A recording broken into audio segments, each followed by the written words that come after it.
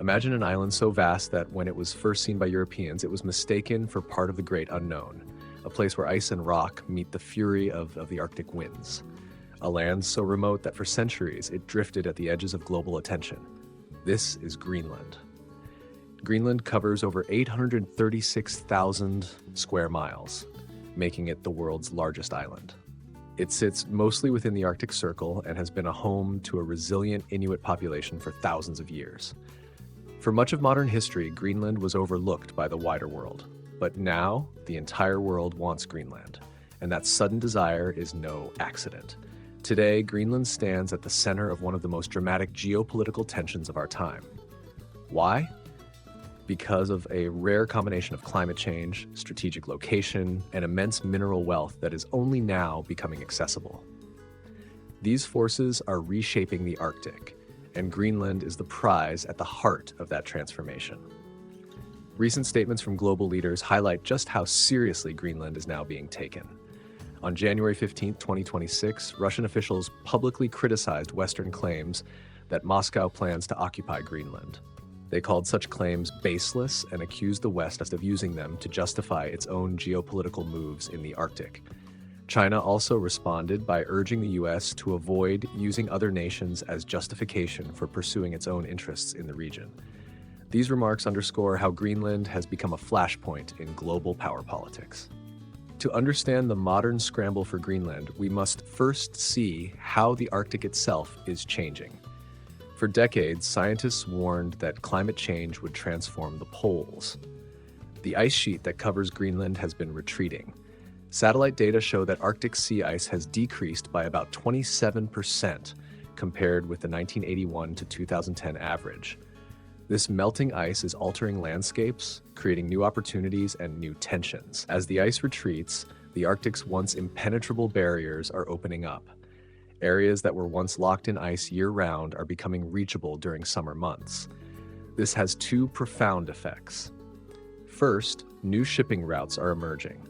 Routes like the Northern Sea Route and the Northwest Passage promise to cut travel distances between Europe and Asia dramatically, bypassing traditional choke points such as the Suez and Panama Canals. The first container ship successfully navigated the Northern Sea Route in 2025, proving the commercial potential of Arctic shipping despite remaining hazards. Second, melting ice is exposing vast mineral resources long trapped beneath the ice. Greenland's icy crust conceals deposits of rare earth elements, graphite, zinc, gold, and potentially oil and gas, resources that are critical for modern technology and energy transitions. According to the United States Geological Survey, Greenland ranks 8th in the world for rare earth reserves, with about 1.5 million tons identified. Two of the largest known rare earth deposits in the world, at Kvanefjeld and Tanbreez, sit beneath its soil. Rare earth elements are not rare in nature, but they are difficult and expensive to extract. They are essential ingredients in everything from smartphones and electric vehicle batteries to jets, missiles, and wind turbines. China currently dominates global rare earth production, controlling around 60 to 70% of supply and processing about 90% of refined output. In Greenland, progress toward exploiting these resources is now underway. In December 2025, the government granted a 30-year exploitation license for the Amitsoq graphite project, expected to produce about 80,000 tons of high-grade graphite concentrate annually. This material is crucial for lithium-ion batteries, making it strategically vital for both electric vehicles and defense industries. So the Arctic is opening. Resources are emerging. But why has this shifted Greenland from a distant curiosity to a strategic focus for the world's greatest powers? First, there is national security. Greenland sits between the North Atlantic and the Arctic Ocean, directly across from northern Canada and adjacent to the Guyuk Gap, a critical naval choke point connecting the Atlantic and Arctic. Control or influence over Greenland gives any power a forward position in a region that could become the central stage of future military and economic competition. The United States recognizes this. On January 9, 2026, President Donald Trump said that the U.S. must own Greenland to prevent Russia or China from seizing influence. He stressed that the United States already maintains a military presence on Greenland under a 1951 defense agreement, but that full ownership would ensure defense against adversarial influence. Denmark and European leaders rejected this notion, emphasizing that Greenland's destiny belongs to Greenland and Denmark alone. The Danish government has been unequivocal. On January 15, 2026, Denmark called any suggestion of U.S. annexation totally unacceptable. Denmark is now reinforcing its military capabilities in the Arctic, enhancing naval, air, and drone assets with NATO partners to protect its territorial integrity. Greenland's leaders joined this stance, stating they value cooperation without ceding ownership. The debate over ownership and influence reveals deeper tensions within long-standing alliances. The United States and Denmark are NATO allies, yet they disagree sharply on how Greenland should be treated. That divergence reflects how much is at stake: strategic positioning, defense infrastructure, and control over emerging Arctic opportunities. Second, there is economic competition. Greenland's resources, if developed responsibly, could help reduce Western dependence on China's mineral supply chains.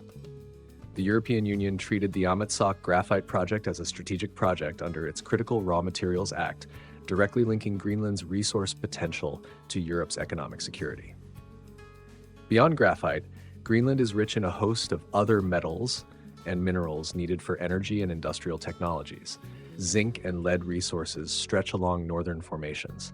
Iron, titanium, vanadium, tungsten, gold, and diamonds sit scattered in various regions of the island. Uranium, once considered for mining, was effectively banned in 2021 by the Greenland government to protect the environment. This diversity makes Greenland a unique prize, not because it will instantly transform global supply chains, but because a future with Arctic mining and shipping could dramatically alter where critical resources are sourced. Nations that secure reliable supply lines will hold economic advantages for decades. But exploiting Greenland's wealth is not simple. Only about 20% of the island is ice-free, and most of that land faces extreme Arctic conditions that make mining costly and challenging. Environmental protections in Greenland are strong, and local authorities are cautious about large-scale development. Despite these hurdles, mining companies are pushing forward.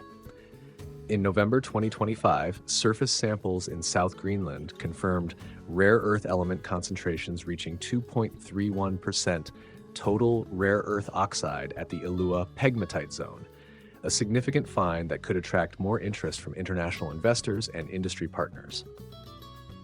Third, Greenland's story is about people and sovereignty. The island's roughly 57,000 inhabitants are predominantly Inuit, with their own culture, language, and political aspirations. Greenland is a self-governing territory of Denmark, and while some Greenlanders support greater autonomy or even independence, the idea of being simply bought or owned by another nation has been met with widespread resistance. International media attention in Nuuk, Greenland's capital, is now overwhelming.